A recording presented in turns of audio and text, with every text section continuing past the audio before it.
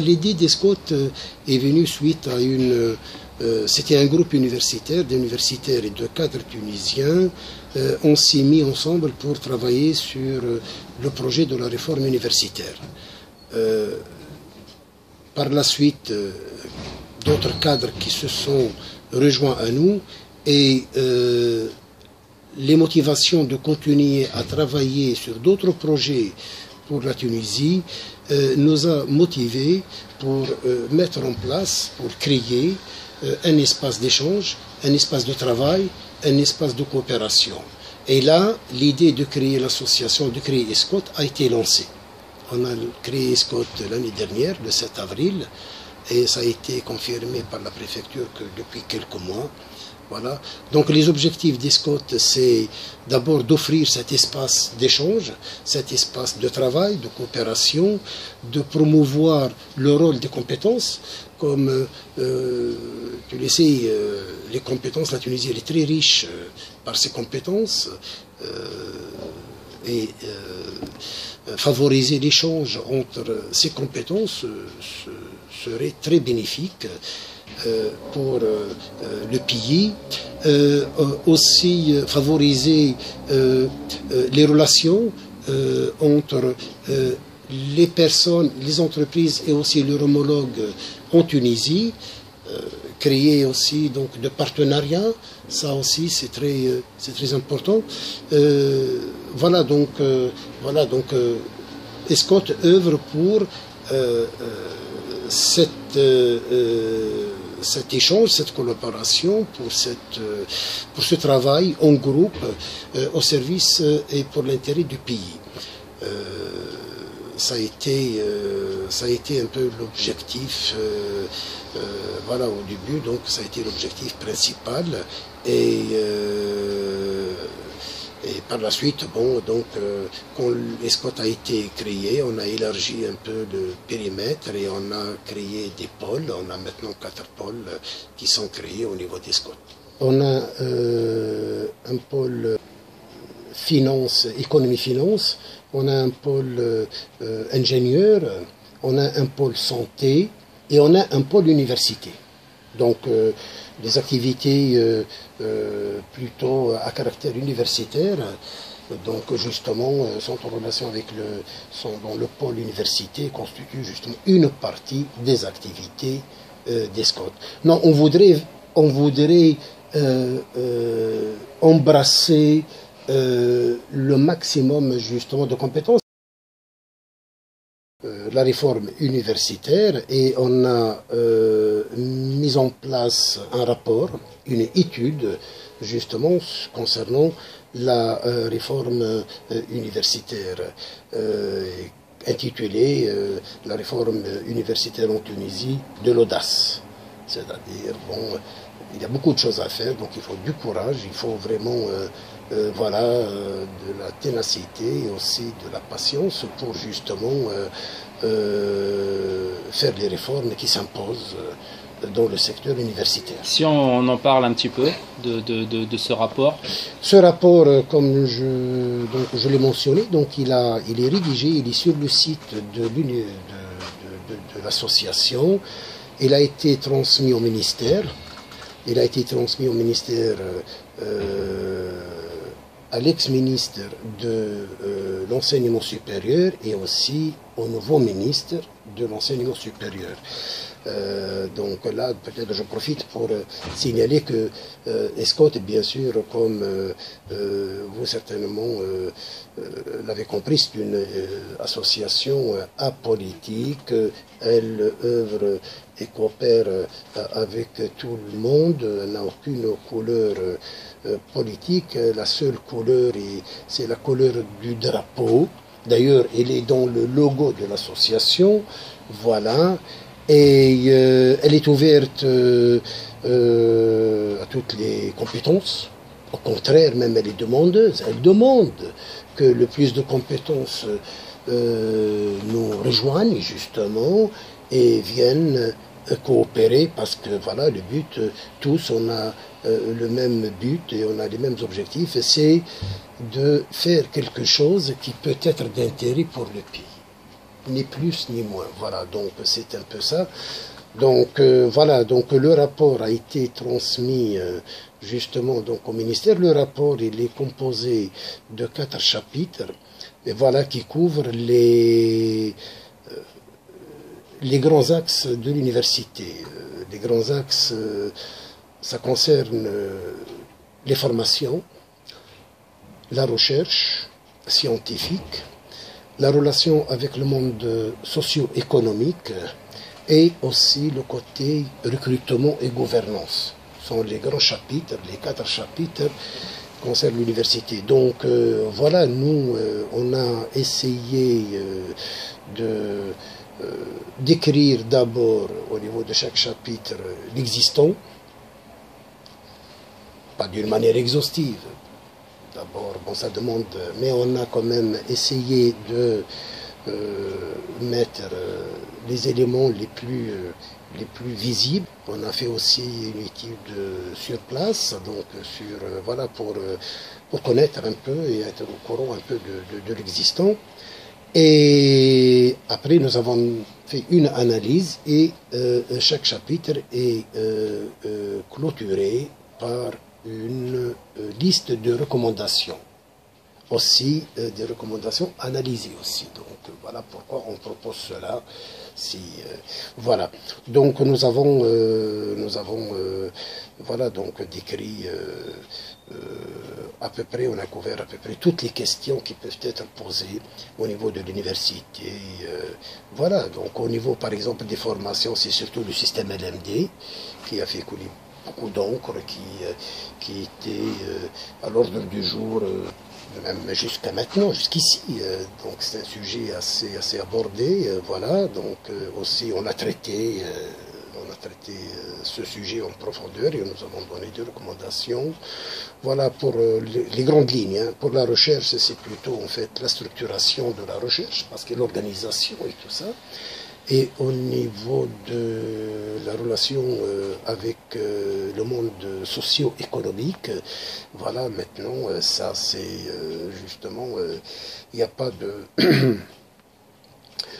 ce point-là n'est pas très développé, malheureusement en Tunisie, alors qu'il est vraiment très très important. Juste pour simplifier ce point-là, c'est-à-dire en fait l'adaptation des formations au marché du travail tunisien et au marché... Absolument. C'est-à-dire, un des problèmes, justement, c'est que les formations sont... voilà, il n'y a pas une grande adéquation entre les formations proposées et le besoin réel du marché du travail. Il y a des formations dont on comprend même pas l'intitulé. Alors encore moins bien sûr le contenu. Donc là, il y a un travail important justement pour rapprocher le contact université-entreprise pour qu'il y ait une adéquation, pour qu'il y ait une cohérence, pour qu'il y ait une évolution tout à fait, je vais dire, qui tient compte justement voilà, de l'évolution, donc une évolution dans les formations, dans les programmes, qui tient compte justement de l'évolution sur le terrain, voilà, le développement, l'évolution technologique, le développement, l'évolution économique, l'évolution, voilà, les besoins, l'informatique qu'on a enseigné déjà depuis quelques années n'est plus à jour. Maintenant, on n'est plus, je vais dire, quelque chose qui est à l'ordre du jour. Maintenant, les choses ont évolué. Il y a d'autres programmes qui devraient être mis en place, etc., etc. Bon, je pris l'informatique parce que c'est un... Voilà. Mais ça, on peut le voir un peu pour toutes les disciplines. Donc, toujours, il faut que l'évolution soit synchronisée, justement, voilà, avec aussi le besoin, justement, du marché du travail. Et ça, c'est un problème très très important. Voilà. Donc ça, on l'a bien abordé justement dans le rapport. Et le dernier volet, ça concerne le recrutement et la gouvernance aussi. On a fait des propositions, justement, on a analysé l'existant et on a fait des propositions voilà, concernant ce domaine. Voilà. Honnêtement, bon, le premier, l'ex-ministre, donc la première personne donc, à qui on a donné le rapport, en l'occurrence l'ex-ministre de l'enseignement supérieur, donc on a eu de très bons échos, il a bien apprécié. Il a même beaucoup apprécié. Pour le nouveau, on vient juste donc de lui transmettre le rapport et on attend une entrevue avec lui, justement pour lui parler avec plus de détails, voilà, du rapport. Donc voilà, c'est mais le rapport il aborde des grandes lignes qui sont soumises justement à l'analyse, à la réflexion, à l'étude. Voilà. L'université, c'est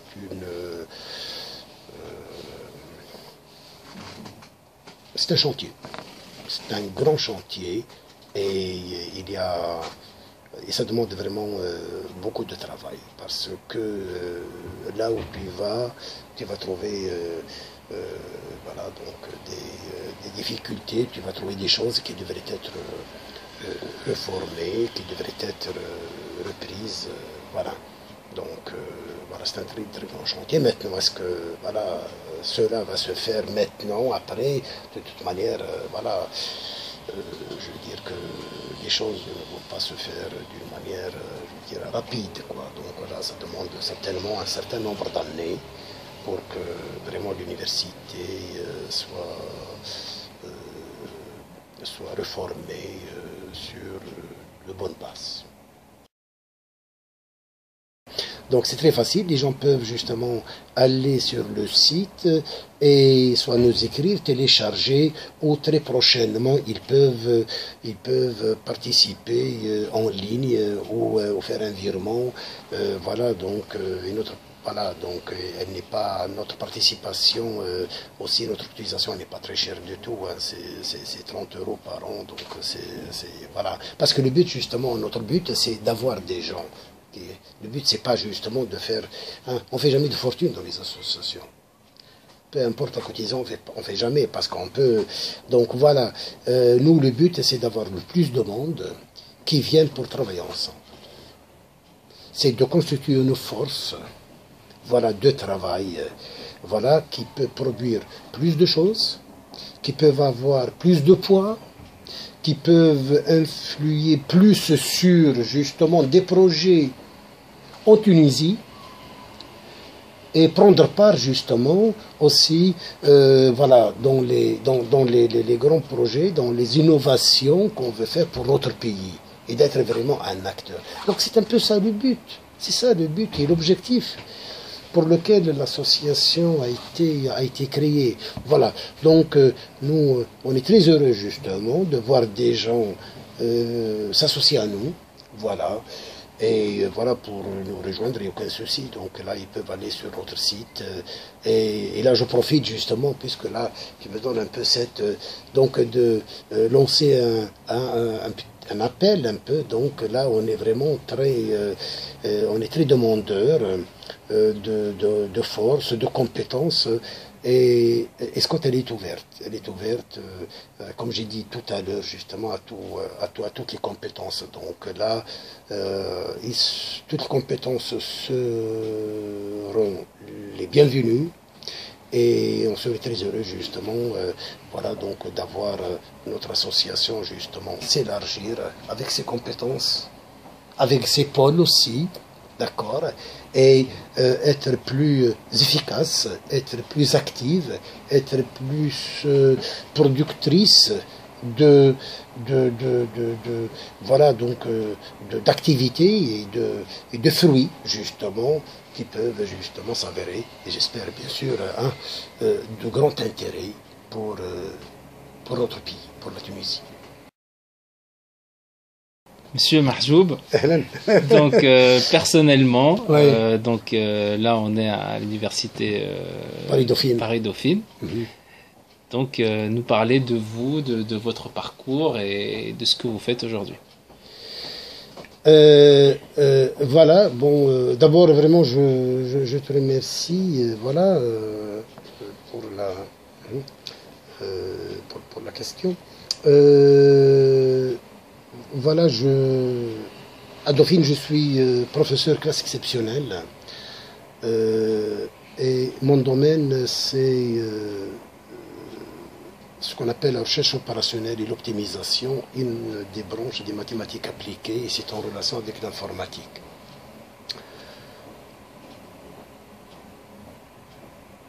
J'ai commencé mes études en Tunisie, j'ai fait une maîtrise de mathématiques pures, que j'ai eue en 78, et après j'ai eu l'opportunité de continuer mes études en France, à l'étranger, en France, et là je suis allé à Grenoble pour continuer le troisième cycle, pour faire un troisième cycle, le DEA, et à l'époque il y avait deux doctorats, le doctorat troisième cycle et le doctorat d'État. Donc là j'ai fait entre 78 et 85, là j'ai préparé le DEA, un doctorat de troisième cycle et un doctorat d'État que j'ai eu en 85. Et ces doctorats sont dans le domaine de la recherche opérationnelle et de l'optimisation, ma spécialité. Voilà, après bon, je suis allé au Canada pour une année qu'on appelle une année de postdoc. Après le doctorat, c'est pour se perfectionner un peu plus en termes de recherche, en termes de contact. Ça, c'est très, très bénéfique. J'étais dans deux villes, j'étais à Toronto et à Waterloo. Donc, ça a été très, très, très bénéfique. Voilà. Après, je suis allé en Arabie Saoudite, là où j'ai passé à Riyad, à l'université du roi Saoud. J'ai passé 5 ans. Et après, je suis revenu en France. C'était en 91. Là, j'étais recruté directement professeur, parce qu'avec une thèse d'État, on peut être recruté directement professeur. Et j'étais recruté à Brest, voilà, là où j'ai passé 7 ans. Après, je suis allé à Clermont-Ferrand. J'ai demandé ma mutation à Clermont, où j'ai passé 9 ans à Clermont. Et après, j'ai demandé ma mutation à Paris. On a voulu aller sur la région parisienne. Et j'ai demandé ma mutation ici à Dauphine. Et voilà, depuis 2007, je suis à Dauphine. Voilà, donc à peu près mon parcours. Voilà. Ça. Le mot de la fin, on va dire. Wallahi, barakallahu fik. D'abord, j'aurais dû d'ailleurs, voilà, dès le début, d'abord, voilà, donc vraiment te remercier beaucoup pour cette opportunité. Barakallahu fik. Voilà, que tu donnes à Escot, que tu me donnes justement pour voilà, parler d'Escot. Et ce que je voudrais dire, que j'espère que toutes les compétences, tous les gens portent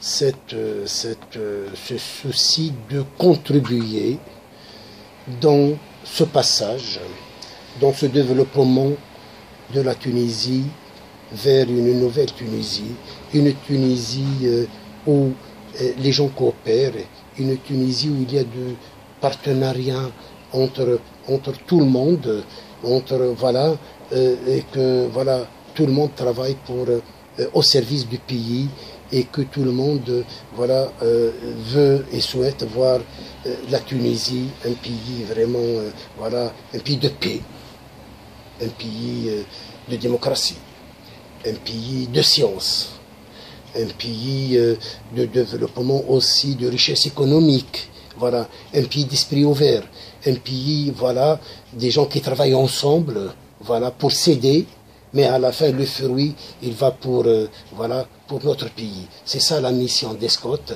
et ça c'est l'objectif, et que je souhaite que, voilà, tout le monde, les autres associations, voilà, que, voilà, contribuent et œuvrent justement dans cette ligne-là, et nous on est ouverts aussi aux autres associations pour coopérer, pour travailler, pour ces objectifs. Voilà, donc on est vraiment très très ouvert et on serait très très heureux justement de recevoir et toute organisation, toute personne qui souhaite justement travailler avec nous pour l'intérêt du pays. Voilà, au barakallahu fik. Merci.